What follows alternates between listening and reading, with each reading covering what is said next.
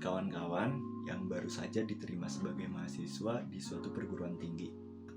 Yang pertama itu, manfaat organisasi itu ada 3 yang gue alami, yang gue rasakan, dan menurut gue ini yang paling kerasa sih, yang paling penting gitu.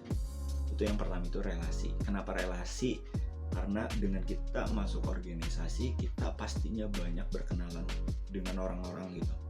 Karena organisasi itu adalah sebuah kelompok atau sebuah lingkungan yang terdiri dari lebih dari 2 orang, gak mungkin kurang dari 2 orang gitu.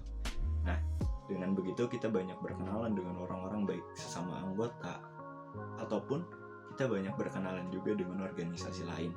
Bahkan jika kawan-kawan yang mengambil posisi sebagai humas atau public relation atau juga hubungan luar lah ya, itu biasanya kenalan juga sama orang-orang penting kayak pejabat di sekolah atau pejabat kampus, terus pejabat di perusahaan kayak pemilik atau manajer atau direkturnya. Itu biasanya kita juga berkenalan. Dengan banyaknya relasi tersebut, itu banyak banget manfaatnya sih buat diri sendiri gitu ya. Terus yang kedua itu, manfaat yang didapat dari organisasi itu yaitu soft skill. Nah, ini adalah manfaat yang paling banyak cabang turunannya, karena dari soft skill itu jika diturunkan lagi kayak seperti public speaking, cara berpikir, time management, decision making, leadership, terus critical thinking, banyak banget sebenarnya. Terus gue cuma mau ngebahas beberapa. Mungkin yang pertama itu public speaking. Kenapa public speaking menjadi hal utama yang gue bahas? Karena public speaking akan diajarkan di organisasi itu tanpa kita sadari gitu. Dengan kita banyak berkenalan dengan orang-orang, dengan kita banyak berbicara ketika pada saat rapat, dengan kita menyampaikan pendapat, di situ tanpa kita sadari kita sudah melatih public speaking kita gitu. Bagaimana cara berbicara yang benar, bagaimana cara menyampaikan pendapat, bagaimana mengatur irama pembicaraan. Di situ benar-benar terlatih yang tanpa disadari sih. Terus kayak time management juga, ini yang paling kerasa sama semua orang yang ikut organisasi sih maksudnya. Karena dengan kita ikut organisasi, kita akan mendapatkan beban tambahan. Mungkin terlalu kasar ya kalau beban, tapi maksudnya ya kita akan mendapatkan tanggung jawab baru, kita akan mendapatkan tugas baru yang dimana kita sebenarnya sudah memiliki banyak tugas kayak akademik atau tugas di rumah atau tugas yang lain. Dengan begitu, dengan banyaknya tugas yang datang pada diri kita akan pandai, sangat hati-hati banget dalam mengambil keputusan untuk melakukan sesuatu, karena kita ingat gitu, kita banyak banget yang harus dikerjain.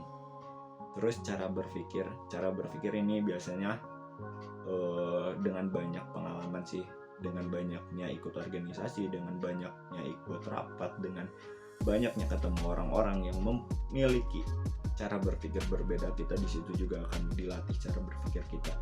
Karena mungkin kita akan mencontoh orang lain untuk berpikir, kita akan mengambil pikiran dari pandangan lain, dari sisi lain, di situ akan terlatih gitu. Terus yang ketiga, hard skill. Hard skill di sini biasanya bagi kawan-kawan yang berada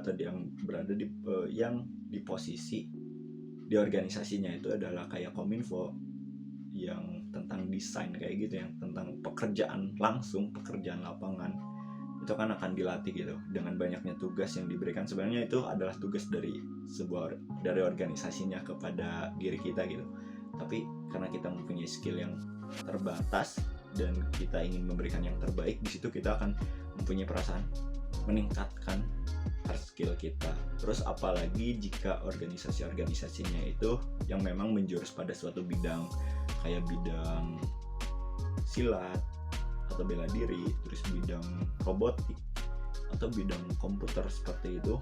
Jika organisasinya yang memang bidang-bidang tersebut, kita kan banyak berlatih dengan orang-orang yang sama, mungkin dengan orang-orang yang lebih hebat daripada kita. Nah, di situ kita akan meningkatkan hard skill. Nah, terus kerugian berorganisasi itu cuman ada 4 sih sebenarnya yang gue rasain. dan mungkin teman-teman sepakat pada kerugian ini, yaitu yang pertama itu waktu, tenaga, pikiran, dan materi.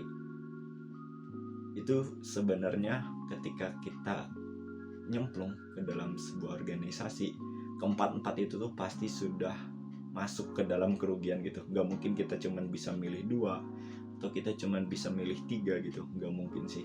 Dengan kayak waktu, kita harus banyak memberikan waktu kita untuk organisasi juga gitu. Selain kita harus melakukan tugas atau kegiatan-kegiatan kita sendiri, kayak tugas akademik atau tugas di rumah atau tugas apapun itu, kita juga harus memberikan waktu kita untuk organisasi tersebut. Terus tenaga kita harus kayak angkat-angkat kalau lagi ada acara, terus kayak harus berangkat pagi, pulang sore, pulang malam, terus banyak lagi sih.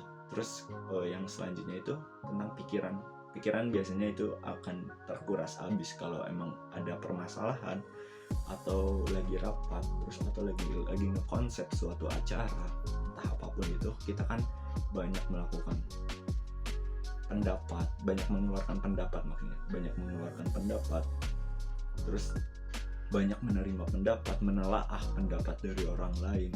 Kita banyak kayak berpikir, oh ini pendapatnya gimana yang harus sebenarnya yang terbaik, oh orang lain berpikir seperti ini, kenapa ya, apa landasannya. Kita kan pasti banyak berpikir seperti itu. Terus materi pasti itu tidak tanpa kita sadari. Ketika kita berangkat untuk kegiatan organisasi pun kita sudah mengeluarkan suatu materi gitu ya. Kalau misalnya contoh realnya itu misalnya rumah kita sama kampus itu jauh. Ketika kita berangkat dari rumah ke kampus pun itu kita sudah mengeluarkan materi, entah melalui transportasi umum ataupun transportasi diri kita sendiri, misalnya motor. Kita pasti mengeluarkan atau membeli bensin untuk menjalankan motor itu. Dengan begitu kita mengeluarkan suatu materi seperti itu. Mungkin cukup sekian tentang manfaat dan kerugian organisasi buat kawan-kawan. Semoga video ini bermanfaat, apalagi kawan-kawan yang baru diterima sebagai mahasiswa di suatu perguruan tinggi gitu. Semoga keputusan kawan-kawan, baik kawan-kawan mau berorganisasi ataupun tidak, semoga menjadi yang terbaik bagi kawan-kawan.